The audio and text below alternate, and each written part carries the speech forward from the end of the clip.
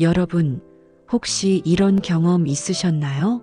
며칠 전 30년 넘게 공직에 몸담았던 친구가 퇴직하면서 제게 이런 이야기를 했습니다. 그동안 정말 열심히 살았다고 생각했는데 막상 퇴직하고 나니 하루가 너무 길고 뭘 해야 할지 모르겠어. 마치 운전하던 차가 갑자기 멈춰선 기분이랄까. 그 친구의 말에 저는 깊이 공감했습니다. 우리 모두 바쁘게 달려온 삶을 살았습니다. 앞만 보고 숨 가쁘게 뛰어왔습니다. 자녀를 키우고 가정을 지키고 직장에서 최선을 다하느라 우리 자신의 노후를 준비할 시간은 부족했습니다. 하지만 이제는 그동안 미처 들여다보지 못했던 우리의 미래를, 우리의 노년을 진지하게 바라보아야 할 때가 왔습니다. 통계청 발표에 따르면 대한민국은 2025년이면 65세 이상 인구가 전체 인구의 20%를 넘는 초고령 사회에 진입하게 됩니다. 이는 이미 고령 사회로 진입한 지 7년 만에 일어난 놀라운 변화입니다. 유엔은 한 국가의 65세 이상 인구 비중이 7%를 넘으면 고령화 사회, 14%를 넘으면 고령 사회, 20%를 넘으면 초고령 사회로 구분합니다. 우리는 그 마지막 단계를 눈앞에 두고 있습니다. 이것은 단순히 숫자의 변화가 아닙니다. 우리의 삶, 우리 가족의 삶, 그리고 우리 사회 전체의 모습을 근본적으로 바꾸어 놓을 거대한 파도와 같습니다. 의료, 경제, 주거, 여가 등 모든 영역에서 새로운 도전 과제를 던져줍니다. 더 많은 시간이 주어졌다는 것은 축복이 될 수도 있지만 동시에 그 시간을 어떻게 채워야 할지 모른다면 막막함과 외로움의 늪에 빠질 수도 있습니다. 우리의 인생은 마치 계절과 같습니다. 봄에는 씨앗을 뿌리고 여름에는 땀을 흘려 가꾸고 가을에는 풍성한 결실을 거두고 그리고 겨울에는 다가올 봄을 위해 휴식을 취합니다.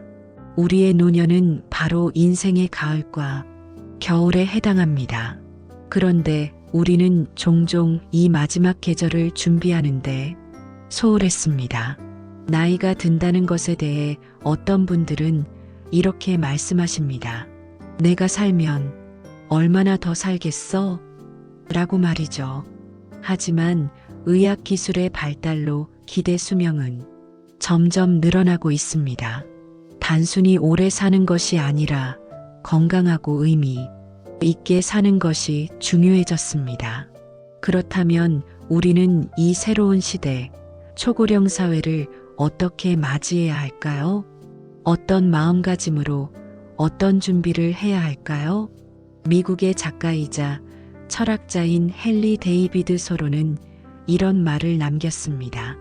대부분의 사람들은 절망적인 침묵 속에서 삶을 산다. 이 말은 노년에도 적용됩니다. 많은 분들이 은퇴 후의 삶을 어떻게 살아가야 할지 몰라 막막함을 느끼고 외로움에 갇히는 경우가 많습니다. 하지만 절망에 머물러 있을 필요는 없습니다. 지혜롭게 준비하면 이 시기를 인생의 가장 아름다운 황금기로 만들 수 있습니다. 100세 시대는 단순히 오래 사는 것이 아니라 인생의 새로운 챕터를 열어가는 기회입니다. 새로운 도전, 새로운 배움, 새로운 관계를 시작할 수 있는 절호의 기회입니다. 인생의 후반부를 아름답게 가꾸는 것은 마치 정원을 가꾸는 일과 같습니다. 잡초를 뽑아내고 씨앗을 심고 물을 주고 정성을 다해야만 풍성한 결실을 맺을 수 있습니다. 이번 영상에서는 초고령 사회를 지혜롭게 맞이하는 삶의 자세에 대해 함께 이야기해 보려고 합니다. 단순히 재정적인 준비를 넘어 마음가짐과 관계, 그리고 의미 있는 삶을 위한 실천적인 지혜를 나누고자 합니다. 고대 그리스의 철학자 아리스토텔레스는 훌륭한 삶은 지식과 실천을 통해 완성된다고 말했습니다. 우리의 노년 또한 마찬가지입니다. 변화하는 시대에 대한 지식을 배우고 이를 삶 속에서 실천할 때 비로소 우리는 더욱 풍요로운 삶을 살 수 있습니다. 초고령 사회는 왜 우리에게 새로운 위기와 과제를 던지는 것일까요? 우선 가장 직접적인 원인은 기대 수명의 급격한 연장입니다. 과거에는 60세를 넘기면 장수했다고 여겨졌지만 이제는 80세, 90세를 넘어 100세 시대라는 말이 낯설지 않게 되었습니다. 의학기술의 발달과 위생환경 개선 덕분입니다. 이것은 축복이지만 동시에 우리가 예상치 못했던 많은 문제를 초래하고 있습니다. 노년기에 접어든 많은 분들이 직면하는 첫 번째 문제는 바로 목적 상실입니다. 평생을 직장이나 가정에 헌신하며 살았습니다. 늘 책임지고 돌봐야 할 대상이 있었고 해야 할 일이 있었습니다. 그런데 은퇴와 동시에 그 역할이 사라지면 마치 삶의 나침반을 잃어버린 듯한 공허함을 느끼게 됩니다. 독일의 철학자 아르투어 쇼펜하우어는 인간의 삶은 욕망과 권태 사이를 오가는 시계추와 같다고 말했습니다. 욕망이 충족되면 권태가 찾아오고 권태가 지루해지면 다시 새로운 욕망을 찾게 된다는 의미입니다. 퇴직 후의 삶은 종종 이 권태의 늪에 빠지기 쉽습니다. 하루하루가 무의미하게 느껴지고 점점 무기력해지는 악순환에 빠질 수 있습니다. 두 번째 문제는 경제적 불안정입니다. 늘어난 수명만큼 더 많은 경제적 자원이 필요해졌습니다.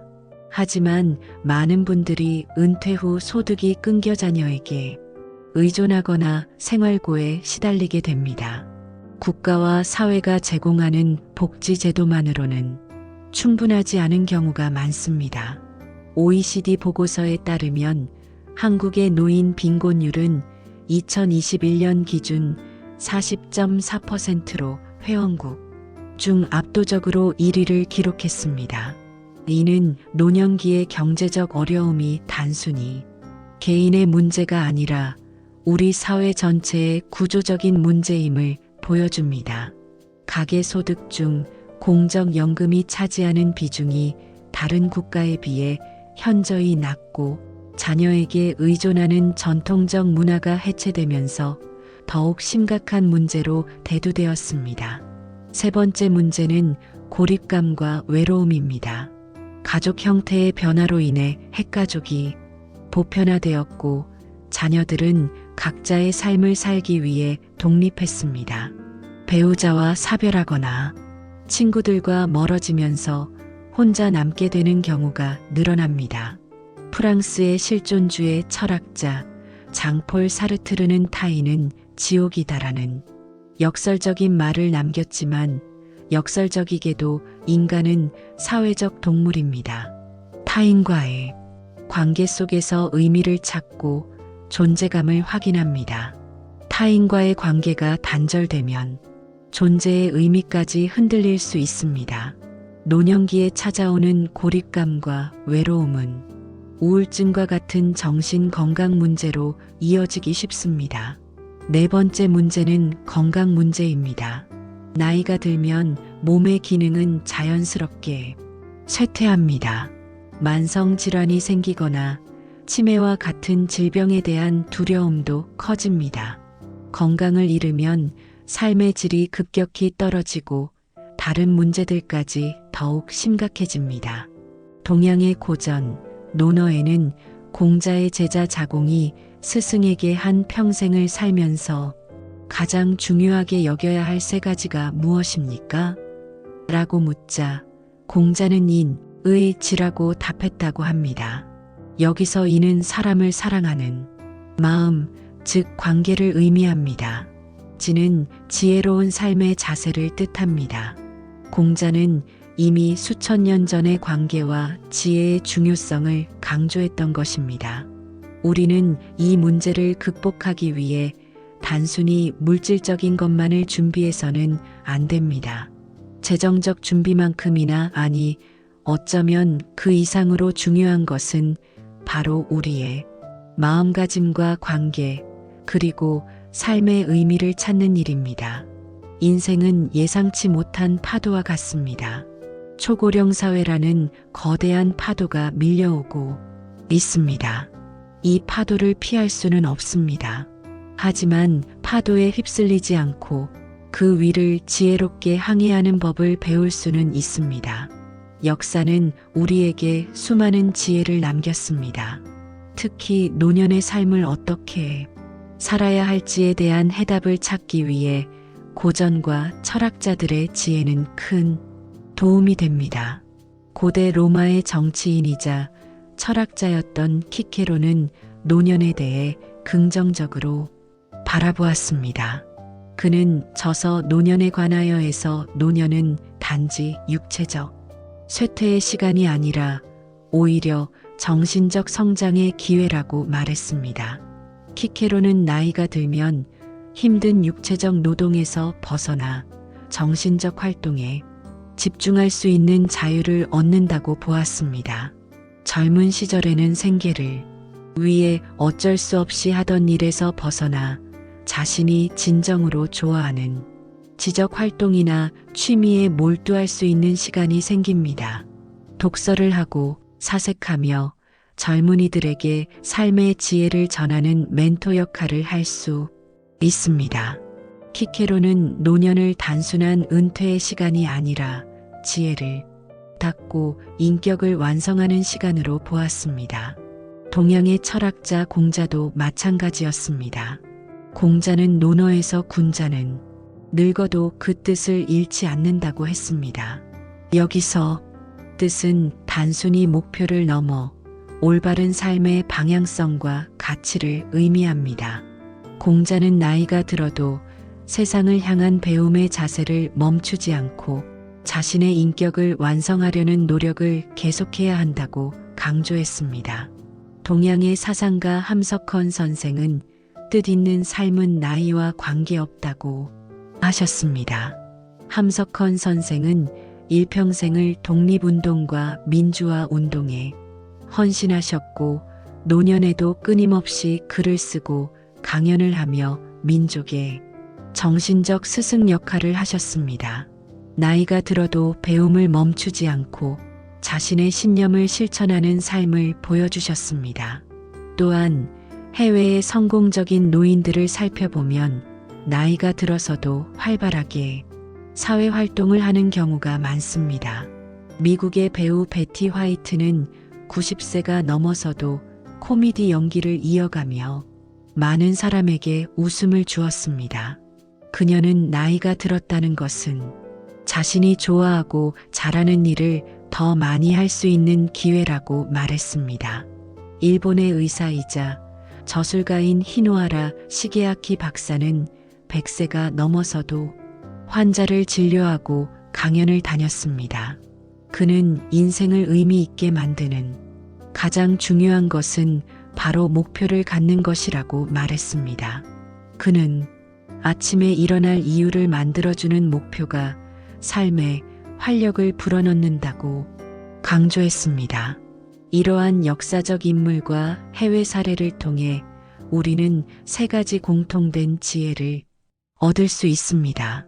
첫째, 의미와 목적을 찾는 것입니다.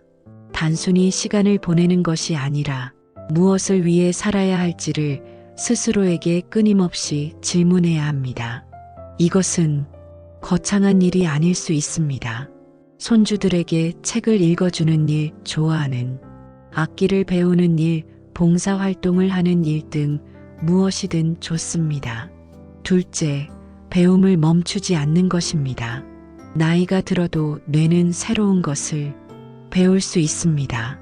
평생학습의 중요성은 아무리 강조해도 지나치지 않습니다. 새로운 기술을 배우거나 외국어를 공부하거나 그림을 그리는 등 새로운 도전은 뇌를 활성화시키고 삶의 활력을 불어넣습니다. 셋째, 타인과의 관계를 소중히 하는 것입니다. 키케로는 친구와의 교류가 노년의 기쁨이라고 했습니다. 함석헌 선생도 공동체 안에서의 삶의 중요성을 강조했습니다. 가족, 친구, 이웃과 함께하는 시간은 고립감과 외로움을 이겨내는 가장 강력한 힘이 됩니다. 이제 앞서 살펴본 지혜들을 우리 삶에 어떻게 구체적으로 적용할 수 있을지, 한국 사회와 우리의 현실에 맞춘 실천적인 해법을 제시해 드리고자 합니다. 해법은 크게 세 가지 차원에서 생각해 볼 수 있습니다. 개인적 차원, 가정적 차원, 그리고 사회적 차원입니다. 첫 번째, 개인적 차원의 해법입니다. 가장 중요한 것은 자아 정체성을 재정립하는 일입니다. 은퇴는 그동안 우리를 규정했던 직업적 정체성에서 벗어나는 과정입니다. 이제는 나는 어떤 사람인가? 라는 질문에 솔직하게 답해야 합니다. 취미, 봉사, 학습 등 새로운 활동을 통해 은퇴 후의 나를 새롭게 정의해야 합니다. 예를 들어 평생 기술자로 살았던 분이라면 은퇴 후에는 목공을 배우거나 도자기를 만드는 취미를 가질 수 있습니다. 좋아하는 일에 몰두하는 것은 자존감을 높이고 삶의 활력을 불어넣습니다. 두 번째는 평생 학습입니다. 나이가 들어도 뇌는 계속해서 새로운 것을 배울 수 있습니다. 각 지역의 평생학습센터나 문화센터, 온라인 교육, 플랫폼을 활용하면 얼마든지 새로운 지식을 습득할 수 있습니다. 컴퓨터, 스마트폰 사용법을 익히는 것부터 시작해서 글쓰기, 그림 그리기, 악기, 연주 등 관심 있는 분야를 찾아 배우세요. 배우는 즐거움은 삶의 가장 큰 기쁨 중 하나입니다. 세 번째는 건강관리입니다. 100세 시대는 건강한 100세여야 합니다. 꾸준한 운동은 필수입니다. 걷기, 등산, 수영 등 자신이 즐길 수 있는 운동을 찾아 습관화해야 합니다. 또한 정기적인 건강검진을 통해 자신의 몸 상태를 점검하고 작은 신호에도 귀를 기울여야 합니다. 건강을 잃으면 모든 것을 잃는다는 말이 있듯이 건강은 노년의 삶을 지탱하는 가장 든든한 기둥입니다. 두 번째, 가정적 차원의 해법입니다.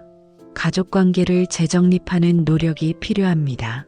많은 부부가 은퇴 후 24시간 함께 보내면서 갈등을 겪기도 합니다. 이럴 때는 각자의 시간을 존중하고 서로의 취미 생활을 응원해주는 자세가 중요합니다.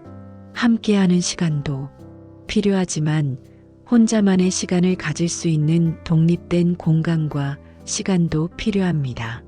또한 자녀와의 관계도 새로운 관점에서 바라봐야 합니다. 자녀는 이제 독립된 성인입니다. 지나친 간섭이나 기대는 오히려 관계를 해칩니다. 자녀의 삶을 존중하고 서로에게 정신적, 정서적 지지자가 되어주는 관계로 발전시켜야 합니다. 손주를 돌보는 일도 좋습니다. 하지만 그 또한 부모의 역할이 아닌 할아버지, 할머니로서의 즐거운 도움이라는 생각으로 접근하는 것이 좋습니다. 세 번째, 사회적 차원의 해법입니다. 은퇴 후에도 사회와 연결되는 끈을 놓지 않는 것이 중요합니다. 다양한 사회 활동에 참여하여 새로운 사람들을 만나고 관계를 확장해야 합니다. 자신의 재능과 경험을 살려 사회에 기여하는 재능 기부 활동도 좋은 방법입니다. 은퇴 전의 직업을 활용한 멘토링이나 지역사회 봉사활동, 지방자치단체의 실버 일자리를 찾아보는 것도 좋습니다. 예를 들어 공무원으로 일했던 분이라면 행정 관련 지식을 활용해 지역, 주민을 돕는 상담 봉사를 할 수 있습니다. 기업에서 마케팅 업무를 했던 분이라면 소상공인을 위한 재능 기부 컨설팅을 해줄 수도 있습니다. 이러한 사회 활동은 단순히 시간을 채우는 것을 넘어 나는 여전히 사회에 필요한 존재라는 자부심과 보람을 느끼게 해줍니다. 영국의 사회개혁가 윌리엄 베버리지는 노년은 단순히 쉬는 시간이 아니라 사회를 위해 봉사할 수 있는 새로운 기회라고 했습니다. 우리의 경험과 지혜는 사회에 여전히 큰 자산입니다. 우리는 지난 4번의 이야기를 통해 초고령 사회라는 거대한 흐름 속에서 우리가 직면할 수 있는 문제들과 이를 극복하기 위한 동서양의 지혜 그리고 구체적인 실천 방안들을 살펴보았습니다. 이제 마지막으로 이 모든 것을 아우르는 삶의 통찰과 지혜를 정리하며 여러분께 따뜻한 위로와 응원의 말씀을 전해드리고자 합니다. 노년은 결코 끝이 아니라 새로운 시작입니다. 인생의 마지막 계절인 가을은 모든 것이 무르익어 풍성한 결실을 맺는 시기입니다. 겨울은 다음 계절을 위한 깊은 휴식의 시간입니다. 우리 모두의 노년이 이처럼 아름답고 의미 있는 시간이 되기를 바랍니다. 미국의 소설가 마크 트웨이는 인생의 가장 중요한 두 날은 당신이 태어난 날과 왜 태어났는지를 깨달은 날이다라고 말했습니다. 우리는 태어났을 때 주어진 운명대로 살아왔지만 이제는 왜 남은 삶을 살아가야 하는가? 라는 질문에 스스로 답을 찾을 시간입니다. 이 질문에 대한 답을 찾는 것 자체가 우리의 노년을 의미 있게 만들어줄 것입니다. 어떻게 살아야 할지 막막할 때, 삶의 의미를 잃었다고 느낄 때, 우리는 자신에게 이렇게 물어볼 수 있습니다. 나는 무엇을 할 때 가장 행복했나? 나는 어떤 것을 할 때 살아있음을 느꼈나? 어쩌면 그 답은 젊은 시절에 잠시 미뤄두었던 꿈일 수도 있습니다. 배우고 싶었던 그림, 연주하고 싶었던 악기, 가보고 싶었던 여행지. 이제는 그 꿈을 다시 꺼내들 시간입니다. 중국의 고전 도덕경에는 지족불욕, 지지불태라는 말이 나옵니다.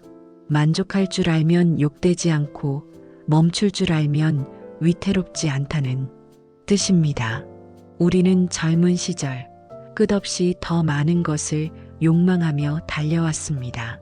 하지만 이제는 멈춰서서 가진 것에 감사하고 현재의 삶에 만족할 줄 아는 지혜가 필요합니다. 물론 초고령 사회를 사는 것이 녹록지만은 않을 것입니다. 때로는 건강이 힘들게 하기도 하고 외로움이 찾아오기도 할 것입니다.